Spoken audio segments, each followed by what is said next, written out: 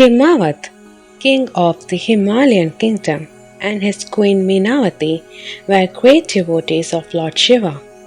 His wife and queen consort Minavati was the daughter of Mount Meru. King Himavat fathered Ganga, the river goddess, as well as Ragini. They also had a beautiful daughter named Parvati, which means daughter of the mountain.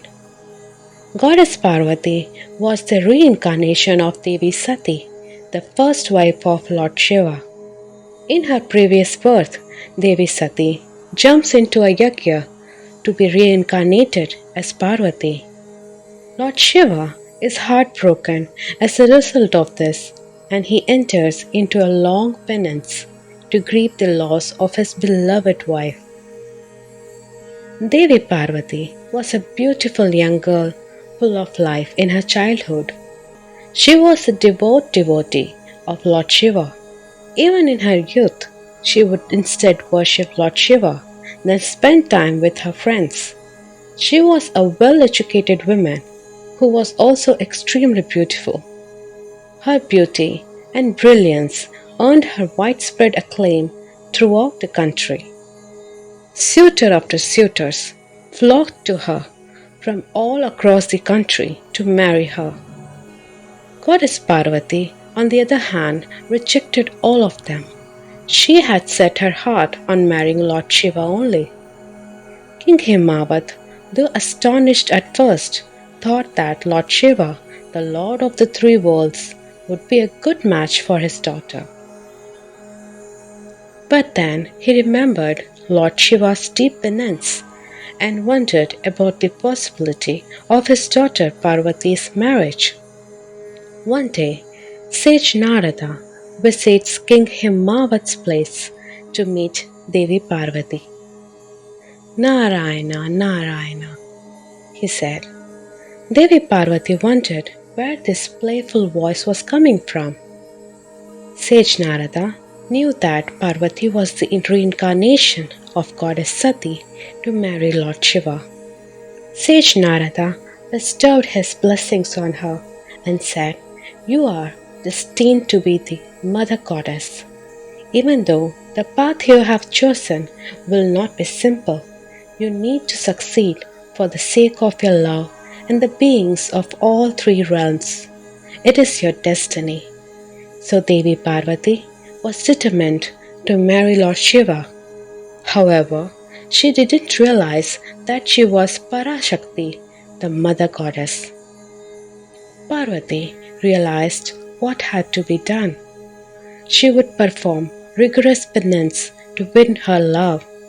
She was not afraid to perform severe austerities to marry Lord Shiva. Without saying a word, she thanked sage Narada and went to the forest in the Himalayas. When she began her penance, she did not care about the harsh weather or hardships around her. The only thing that mattered to her was winning Lord Shiva's heart. She worshipped Lord Shiva for over 5,000 years. Because of her extreme penance, she realized the truth about her existence. She realized that she was an incarnation of the Supreme Goddess Adi Parashakti, and it was her destiny to become Lord Shiva's Shakti. With her power of intense meditation, she soon gave up water, food, and even air. Finally, Lord Shiva realized that Devi Parvati was not just any ordinary mortal and that she was special. But could she be my dear Sati? He wondered. Impressed by her devotion, Lord Shiva decided to test her. So he visited her as a Brahmin. The next day, Parvati was about to begin her penance when she saw a young ascetic staring at her. She asked him about the purpose of his visit. He replied, "I heard about a young woman following ascetic pursuit to marry Lord Shiva.